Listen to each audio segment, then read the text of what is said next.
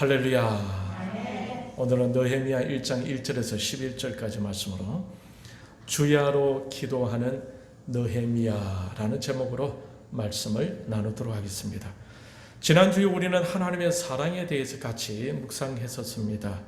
우리가 아직 죄인 되었을 때에 그리스도께서 우리를 위하여 죽으심으로 아버지 하나님의 사랑을 확정시켜 주셨다는 것을 같이 생각했었죠. 그때 빙고라는 사람에 대한 예화를 들었습니다. 죄를 범한 후 4년간의 교도소 생활을 마칠 때쯤 자신을 용서해 주고 받아준다면 말 위에 있는 참나무에 노란 손수건을 달아달라고 그의 아내에게 편지를 썼습니다. 빙고는 긴장된 마음으로 아내가 있는 마을로 버스를 타고 갑니다. 참나무에 노란 손수건이 걸리지 않으면 어쩌나 하는 긴장된 마음으로 가고 있는데 그 참나무에 어떤 일이 있었습니까? 그 참나무에는 수백 장의 노란 손수건이 물결치며 빙고를 반기고 있었다는 얘기였습니다. 빙고는 한동안 말을 잇지 못한 채 그 노란 손수건들을 보고만 있었습니다. 자, 그러면 여기서 한 가지 질문을 던져볼게요. 아내와 가족의 사랑을 다시 확인하게 된 빙고는 그 후 과연 어떤 삶을 살았을까요? 아내와 아이들을 위해 헌신하며 살았을까요? 아니면 여전히 사고치며 살았을 것 같습니까? 헌신하며 살았을 것 같아요. 예. 물론 이 예화에서는 빙고의 그 이후의 삶에 대한 얘기는 나오진 않습니다. 그러나 제3자 입장에서 그가 어떻게 살았을 것이다 라고 추측은 해볼 수 있지 않겠습니까? 여러분은 빙고가 어떻게 살았을 것으로 생각됩니까? 저는 빙고가 가족을 사랑하며 가족을 위해 헌신적으로 살았지 않았을까라고 생각해 보았습니다. 자신을 용서하고 용납해준 가족의 사랑을 경험했으니까 빙고가 더 이상 범죄하지 않으며 가족을 위해 헌신적으로 살았을 것이라고 생각하고 싶은데 이렇게 생각해도 괜찮겠죠. 여러분, 돌아온 탕자가 아버지의 용서와 사랑을 깨달은 후에 그는 분명히 더 열심히 아버지를 위해서 가족을 위해서 살았을 것으로 생각한다면 그것 또한 너무나 당연한 생각이지 않겠습니까? 우리가 아직 연약할 때에, 우리가 아직 경건하지 아니할 때에, 우리가 아직 하나님과 원수되었을 때에, 우리가 아직 죄에 빠져 있을 때에 하나님 아버지께서 우리를 위하여 자기의 아들을 죽이신 그 큰 사랑을 받은 자들로서 우리가 하나님 아버지를 더 사랑하고 하나님의 나라를 위해 기도하고 헌신하며 산다면 그것도 아주 자연스러운 일일 것입니다. 여러분도 아마 동일하게 생각하리라 믿습니다. 아버지 하나님의 뜻이 이루어지기를 원하고 아버지 하나님의 계획하심이 이루어지기를 간절히 원하며 그렇게 살아가는 것은 하나님의 사랑을 받은 자들로서 당연한 것이 아니겠습니까? 오늘 본문에 나오는 주인공은 누구입니까? 주인공 이름은 느헤미야이죠. 느헤미야는 예수님이 태어나실 때를 기준으로 해서 약 430년 전에 활동하던 사람이었습니다. 그때는 이스라엘 백성들이 바벨론의 포로로 있을 때였어요. 그 당시 바사가 바벨론을 정복한 후였으니까 느헤미야는 포로에서 자유하여 바사의 고위 관리로 있었습니다. 어느 날이었습니다. 2절에 보면 유다에서 하나니라는 사람이 자신을 방문을 합니다. 그 하나니로부터 유다에 있는 동족에 대한 소식을 듣게 되죠. 그리고 2절 중간에 보면 느헤미야는 그곳에 남아있는 유다와 예루살렘 사람들의 형편을 물어봅니다. 그러자 하나니가 고국에서 일어나고 있는 형편을 말해주죠. 3절에 그들이 내게 이르되 사로잡혀 멀면하고 남아있는 자들이 그 지방 거기에서 큰 환난을 당하고 능욕을 받으며 예루살렘 성은 허물어지고 성문들은 불탔다 하는지라. 느헤미야는 하나님으로부터 쇼킹한 소식을 듣게 되었습니다. 이 말을 들은 느헤미야는 어떤 반응을 보였습니까? 4절, 내가 이 말을 듣고 앉아서 울고 수일 동안 슬퍼하며 하늘의 하나님 앞에 금식하며 기도하여. 느헤미야는 하나님의 말을 듣고는 들썩 주저앉고 말았습니다. 아마 그 소식에 너무나 놀랐기 때문이었을 것입니다. 너무나 마음이 아팠어요. 느헤미야와 백성들이 바벨론 포로로 끌려올 때에 고국에 두고 왔던 그 동포들이 지금 큰 환난을 겪고 있고 예루살렘 성은 무너지고 성문들이 불에 탔다는 소식은 너무나 안타까웠습니다. 느헤미야 자신은 비록 포로로 바벨론으로 끌려왔었지만은 지금은 바사 제국의 고위 관리로서 아무런 부족함 없이 잘 살고 있습니다. 그런데 고국에 대한 소식은 느헤미야를 주저앉게 만들었어요. 너무나 가슴이 아팠습니다. 고국과 동포들을 사랑하는 마음으로 수일 동안 울며 슬퍼하였다고 오늘 본문은 말씀하고 있습니다. 자신은 아무런 부족함 없이 살고 있지만 고국은 너무나 어려운 상황 속에 있었습니다. 여기서 우리가 알 수 있는 것은 느헤미야는 자기 나라와 두고 온 동포들을 늘 생각하고 있었다라는 겁니다. 이 장면을 생각하니 한 사람이 떠올랐어요. 이승만 대통령이 생각이 났습니다. 이승만은 미국에서 학사, 석사, 박사 학위를 받았습니다. 그의 박사 학위 논문이 얼마나 탁월했느냐 하면은 프린스턴 대학에서 그 논문을 책으로 출판해 줄 정도였습니다. 이렇게 박사 학위를 받은 지 4개월이 지난 후 1910년 8월에 조선은 한일 합병으로 일본에 넘어가 버리고 자신의 조국은 이 세상에서 사라져 버리고 맙니다. 그래서 이승만은 그 어려운 박사 학위를 받았지만은 기뻐할 수만은 없었어요. 이 부분에서 어떤 분은 이렇게 말을 합니다.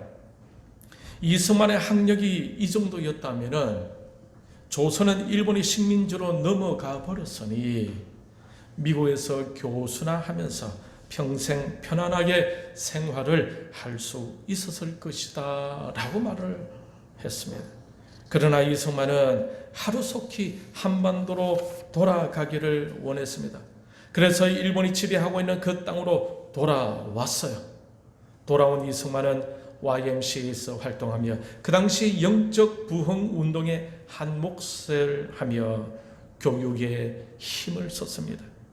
그러면서 나중에는 30만 불, 30만 달러라는 현상금으로 일본의 체포령에 의해서 더 이상 사역이 어려워지자 다시 미국으로 망명가게 되었던 것입니다. 조금 전에 말씀드렸지만 느헤미야는 바벨론에 의해 포로로 잡혀갔었지만 그 이후 바사 왕국의 고위 관리로 있을 때였어요. 비록 고국은 파괴되고 동포들은 큰 환난 중에 있었지만 느헤미야는 전혀 아쉬움 없는 삶을 살고 있었기에 나의 고국이 끝내 그렇게 되었구나 라고 하면서 끝낼 수도 있었지 않았겠습니까? 하지만 느헤미야는 조국을 사랑하고 동포들에 대한 애정이 깊은 사람이었습니다. 그래서 며칠을 울며 슬퍼하면서 금식 기도를 하게 되었던 것입니다. 여러분, 북한 동포들이 왜 저렇게 고통의 시간을 보내게 되었는지 아십니까? 물론 공산주의라는 것은 인민을 위한다고 하지만은 원래 속성이 그렇습니다. 여러분도 잘 알다시피 공산 진영의 국가들의 지도층들은 아주 잘 삽니다. 그런데 공산주의 시스템은 모든 것을 다 빼앗아서 먼저 지도층들이 살 국리를 다 해놓고 남은 것을 가지고 조금씩 똑같이 배분을 하죠. 그러다 보니까 처음에는 평등하다라는 그런 이유로 반발이 없었겠지만은 세월이 지나면서 평등이 아니라 이건 완전 불평등, 사기란 것을 깨닫게 될 때에 반발이 생기게 되는 것입니다. 그런데 공산주의는 무력과 악법으로 인민을 감시하면서 조금만 부정적인 생각을 해도 잡아서 정치범 수용소로 보내버립니다. 그러니 실제적으로는 평등한 삶이 아니라 노예와 같은 삶이고 얼마나 고된 삶을 살게 되는지 모릅니다. 그런데 이런 정치가 북한에서 어떻게 시작된 것입니까? 그것은 바로 김일성 때부터 시작되었습니다. 김일성 본명은 김성주이죠. 이 김성주는 일본이 조선을 식민지로 삼을 때 그때 10살쯤 되었습니다. 그의 아버지는 가족을 데리고 중국으로 피신하게 되죠. 그리고 그의 아버지가 일찍 죽습니다. 그러자 그의 어머니는 중국 공산당원과 재혼을 하게 됩니다. 그러자 김성주는 중국 국적을 가지게 되었고 그가 한 모든 항일 투쟁은 조선을 위한 것이 아니라 중국을 위한 항일 투쟁이었어요. 10살쯤 조국을 떠나 중국 사람이 되었으니 조선에 대한 그리움이 있었겠습니까? 조선 동포들에 대한 애정이 있었겠습니까? 그러니 북한에 와서 인민을 그토록 억압하고 자기 정치를 위해 노예처럼 부려먹어도 아무런 양심 가책을 느끼지 못했던 것입니다. 적절히 굶겨가면서 공산당만을 바라보게 만들어 갔어요. 오늘 본문에 나오는 느헤미야는 북한의 김일성하고는 판이하게 다르죠. 조국과 동포들의 소식을 듣고서 그는 주저앉고 맙니다. 눈물로 슬퍼하며 금식 기도까지 합니다. 조국을 사랑하고 동포들을 얼마나 사랑하고 있었는지를 알 수가 있습니다. 느헤미야의 조국 이스라엘은 어떤 나라였습니까? 하나님의 선민 국가였지 않습니까? 하나님을 섬기며 하나님에 의해서 이끌림을 받던 나라가 바로 이스라엘이었습니다. 그 나라의 백성들이 죄를 지음으로 하나님의 벌을 받아 폐허가 되고 하나님의 백성들이 포로가 되어 이리저리 다 흩어져 버렸습니다. 느헤미야는 하나님을 사랑하는 사람이었고 하나님이 택하여 만들어주신 조국 이스라엘, 하나님을 따르던 백성들을 사랑하던 사람이었습니다. 느헤미야는 어떻게 자신의 조국이 망하게 된 이유도 알고 있었어요. 6절에서 8절까지 우리 같이 읽겠습니다. 6절부터 시작. 이제 종이 주의 종들인 이스라엘 자손을 위하여 주야로 기도하오며 우리 이스라엘 자손이 주께 범죄한 죄들을 잡아가오니 주는 귀를 기울이시며 눈을 여시사 종의 기도를 들으시옵소서. 나와 내 아버지 집이 범죄하여 주를 향하여 크게 악을 행하여 주께서 주의 종 모세에게 명령하신 계명과 율례와 규례를 지키지 아니하였나이다. 옛적에 주께서 주의 종 모세에게 명령하여 이르시되 만일 너희가 범죄하면 내가 너희를 여러 나라 가운데에 흩을 것이요. 느헤미야는 하나님의 약속을 마음에 담고 있던 사람이었습니다. 그가 그의 조국이 어떻게 해서 사라졌다고 말씀하고 있습니까? 6절 끝에 보면은 나와 내 아버지 집이 범죄하여, 7절 주를 향하여 크게 악을 행하여, 8절 중간에 만일 너희가 범죄하면 내가 너희를 여러 나라 가운데에 흩을 것이요. 느헤미야는 하나님께서 모세에게 하신 말씀을 기억하고 있었어요. 나와 내 아버지의 집이 하나님 앞에서 범죄하였기에 하나님께서 여러 나라 가운데에 흩으셨다라는 겁니다. 그런데 고국에 남은 백성들마저 큰 환란에 처했다는 소식에 느헤미야의 마음은 찢어질 듯 슬퍼졌습니다. 그러면서 느헤미야는 이렇게 기도합니다. 5절 이르되 하늘의 하나님이 여호와 크고 두려우신 하나님이여 주를 사랑하고 주의 계명을 지키는 자에게 언약을 지키시며 긍휼을 베푸시는 주여 간구하나이다. 모세에게 약속하신 대로 죄를 범한 이스라엘을 흩어버리시는 하나님을 느헤미야는 어떻게 표현하고 있습니까? 5절에 크고 두려우신 하나님. 우리 하나님은 어떤 하나님이십니까? 사랑의 하나님이시죠.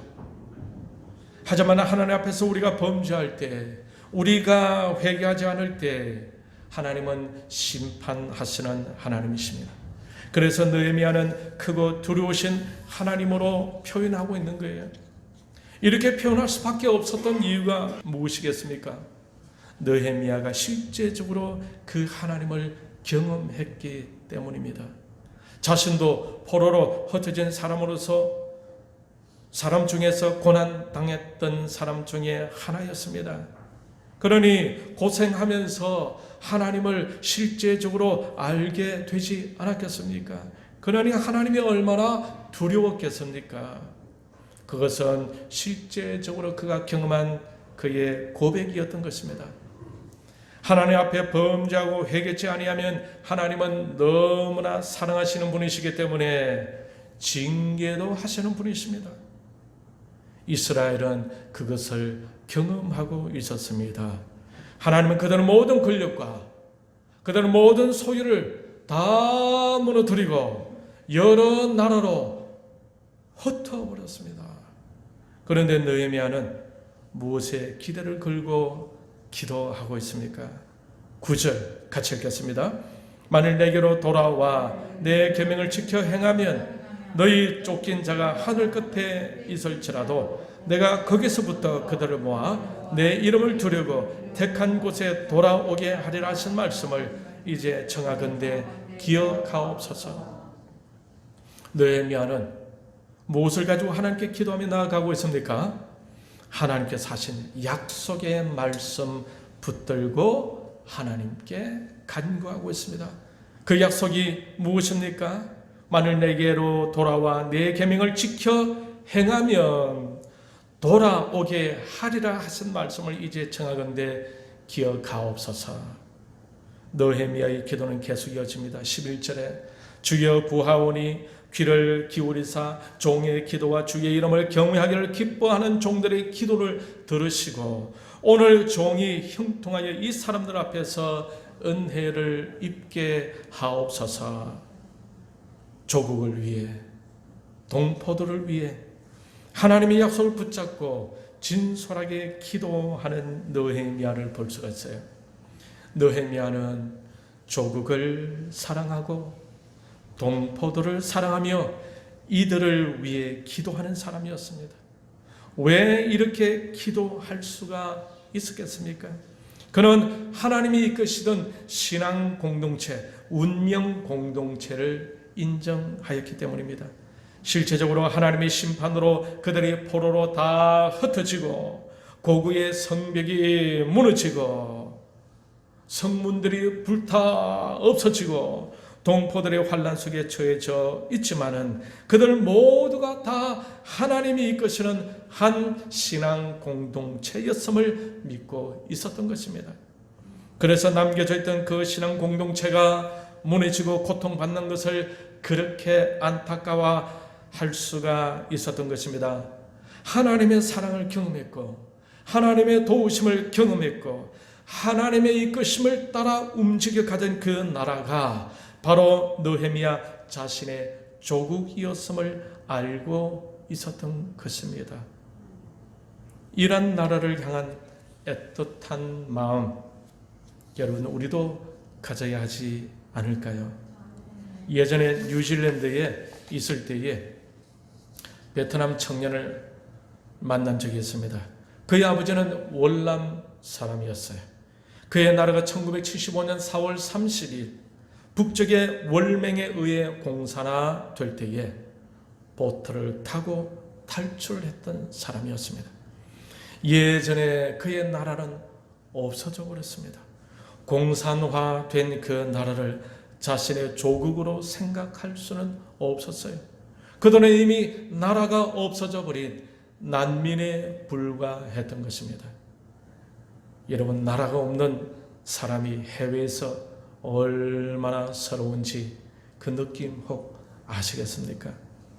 우리 대한민국은 해방 전후에 신경을 쓰지 않았으면 집요한 공산주의자들의 전략에 의해 공산화될 뻔했던 나라입니다. 해방 후에 남한 국민 78% 이상이 공산주의 국가를 원했었고, 해방 전 독립군들은 공산국가의 군자금으로 인해서 이미 공산주의에 친숙해져 있었습니다. 우리나라 지도자들 김구, 김규식, 여운형, 안창호 등과 같은 많은 독립군들 모두가 공산주의에 대한 거부감이 없었던가 봅니다. 그래서 그런지 그들이 좌우 합작을 원하고 있었습니다. 미국도 좌우 합작을 주장했었어요. 이런 일이 있기 훨씬 전에 1905년 러일 전쟁 후 1905년 7월 29일 도쿄에서 미국과 일본 사이에 한반도를 두고 그 밀락이 있는데, 여러분 혹시 아십니까? 그 밀락의 이름이 바로 테프트 가스라, 때로는 가스라 테프트 밀락이라고 합니다. 이 밀락이 어떤 내용이냐 하면은, 러일 전쟁 이후에 조선은 일본이 지배를 하고 필리핀은 미국이 지배하겠다라는 약속이었습니다. 그 당시 조선이 하도 못 살고 열악한 곳이다 보니까 미국도 전혀 매력을 못 느낀 나라였어요.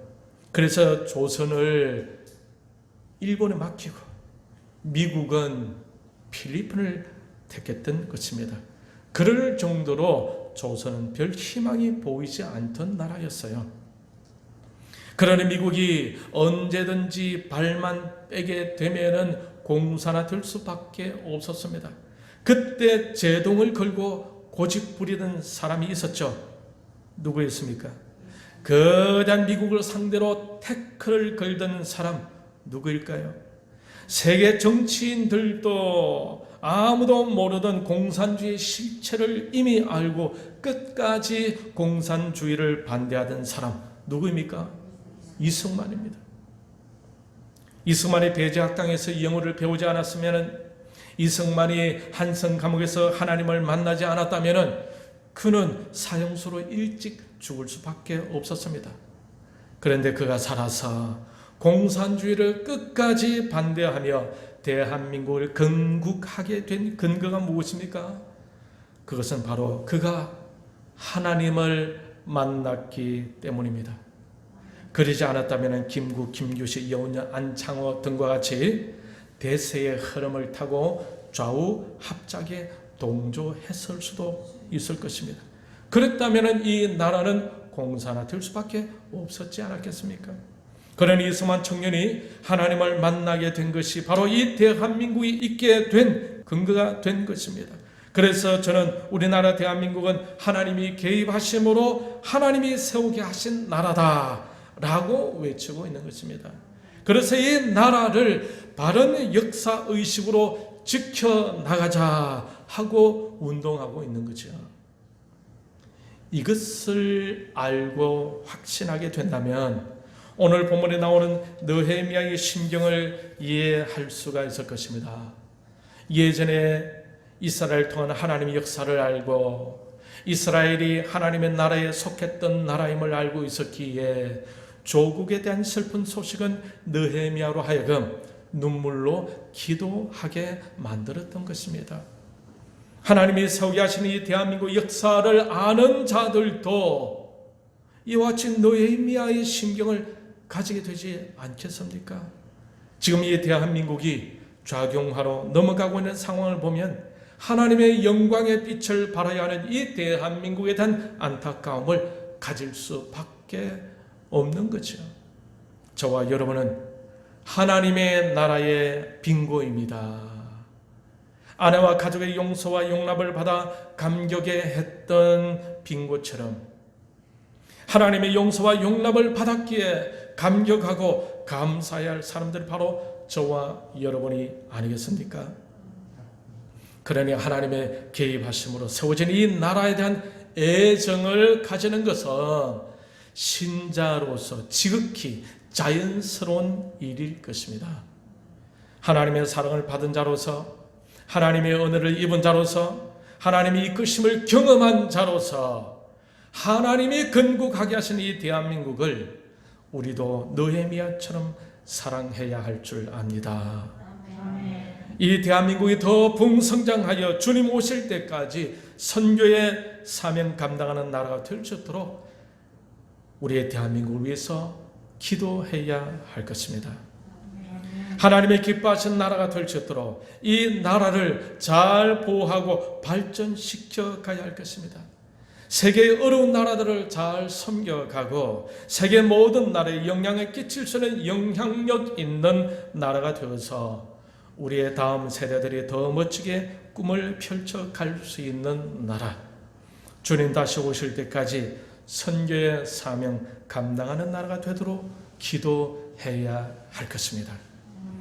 이것은 하나님의 사랑과 은혜를 입은 백성들로서 보답하는 삶의 한 부분이 아니겠습니까?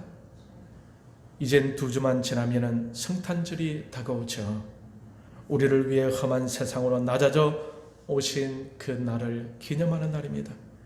우리를 향한 하나님의 사랑이 실천되던 날을 맞이하게 됩니다.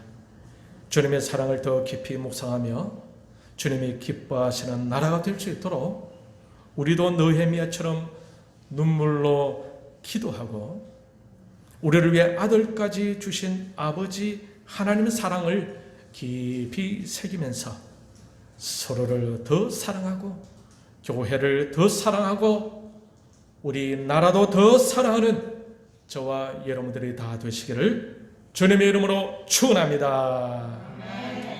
이 시간 말씀을 생각하면서 같이 기도하겠습니다.